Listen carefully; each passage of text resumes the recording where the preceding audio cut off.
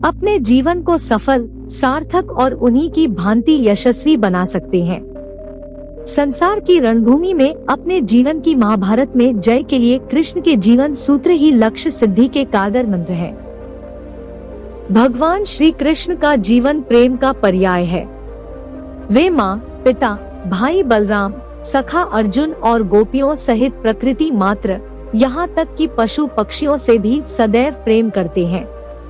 कवि रसखान ने कृष्ण के प्रेम को अभिव्यक्त करते हुए लिखा है कि शेषनाग, गणेश जी, शिव, विष्णु और इंद्र जिनकी महिमा का निरंतर गान करते हुए जिन्हें अनादि, अनंत, अखंड, अछेद व अभेद्य बताते हैं, वेद से नारद तक और शुकदेव से व्यास तक सारे ज्ञानी और साधक जिनके स्वरूप को जानने का प्रयत्न करते रहते हैं मगर जान नहीं पाते, ऐसे परम परमात्मा जब मानव रूप में श्री कृष्ण अवतार ग्रहण करते हैं तो ग्राम्य बालाएं महज एक दोना भर छाछ के बदले उनसे नाच नचवाती हैं और प्रेम के वशीभूत कृष्ण उनके समक्ष नाचने लगते हैं।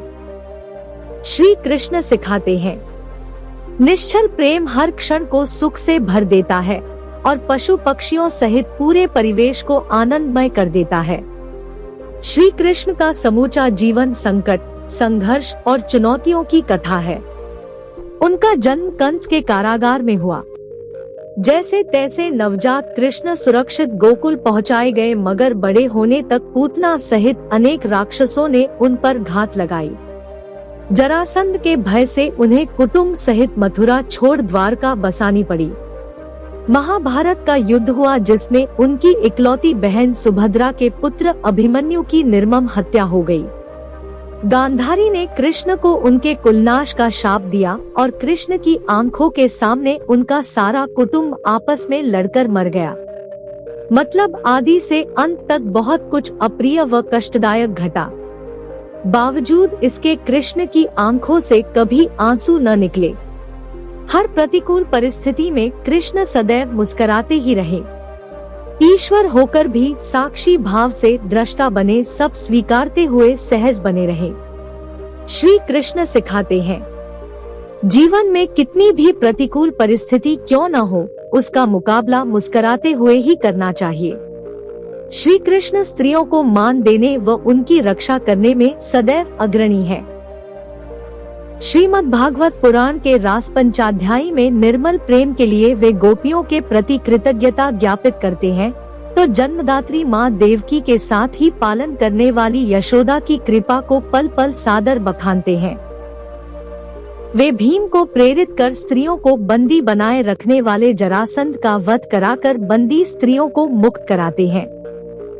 सखी द्रौपदी के मान की रक्षा के लिए चीर बढ़ाने का चमत्कार करते हैं तो अपने भांजे अभिमन्यु की मृत्यु के बाद उसकी विधवा उत्तरा का दुख दूर करने के लिए उसके मृत जन्मे पुत्र परीक्षित को पुनर्जीवित कर देते हैं। गुरु सांदीपनी की पत्नी की आज्ञा पर खोए हुए गुरुपुत्र को वापस लाकर गुरुदक्षिणा अर्पित करते हैं और क्रोधित गांधारी के कुलनाश संबंधी शाप को भी सिर झुकाकर स्वीकार लेते हैं। इसलिए कि कृष्ण स्त्री की महिमा को जानते और मानते हैं। जिस समाज में स्त्री का सम्मान और उसकी रक्षा होती है वही मंगलमय उन्नति कर पाता है। दीन बंधु दीनानाथ श्री कृष्ण तो सबके मित्र हैं, लेकिन उनके जीवन में 3 मित्र अर्जुन, उद्धव व सुदामा की मैत्री जग प्रसिद्ध है। सुदामा गुरुकुल का मित्र है, उद्धव तरुणाई के और अर्जुन द्रौपदी स्वयंवर की पहली मुलाकात के बाद अंतिम सांस तक का। श्रीमद् भागवत की कथाएं साक्षी है कि गुरुकुल में सुदामा के मुट्ठी भर अन्न को कृष्ण ने किस तरह कृतज्ञता पूर्वक याद रखा और द्वारकाधीश बनने के बाद सुदामा को धन धान्य देकर किस प्रकार मैत्री का ऋण चुकाया। ज्ञान के अहंकार में डूबे उद्धव को प्रेम का पाठ पढ़ाने गोपियों के पास भेजा। अर्जुन से अपने अनन्य प्रेम में कृष्ण इंद्र से भिड़ गए और खांडवन को जलने दिया। पहले शांतिदूत बनकर कौरव सभा में गए, फिर ईश्वर होकर भी महायुद्ध में मित्र के सारथी, संरक्षक व मार्गदर्शक बने।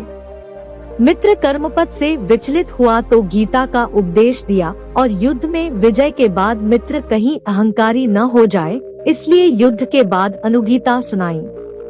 श्री कृष्ण सिखाते हैं, संकट में मित्र की सहायता करो, भ्रम में मार्गदर्शन और आवश्यकता पर सहयोग। यह सब निस्वार्थ हो और कर्ता भाव से रहित हो तभी सच्ची मित्रता है। सफलता के लिए 5 मंत्र। प्रमाणों के अनुसार कृष्ण इस धरती पर 125 वर्ष रहे।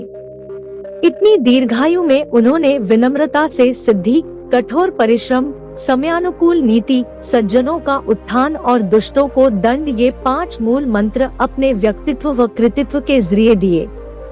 विनम्रता व सेवा भाव से गुरु सांदीपनी को प्रसन्न कर मात्र 64 दिनों में उन्होंने शिक्षा पाई और विनम्रता से ही जग को जीता। कठोर श्रम से उन्होंने द्वारका बसाई। कृष्ण सा नीतिज्ञ मनुष्यता के इतिहास में दुर्लभ है। जब जरासंध से लड़ना संभव न था तब द्वारका की राह ली और भीम का बल पाते ही उसे मरवा दिया।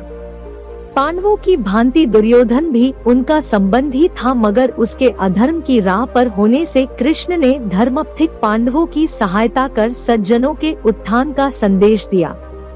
कृष्ण परम क्षमाशील है, किंतु दुष्टों को दंड देने में संकोच और विलंब नहीं करते। बचपन में अनेक राक्षसों के वध के अलावा कंस, शिशुपाल, शाल से लेकर उनकी प्रेरणा से किए गए दुर्योधन, दुशासन, कर्ण व शकुनी के वध उनकी इसी कल्याणकारी दंड नीति के उदाहरण हैं।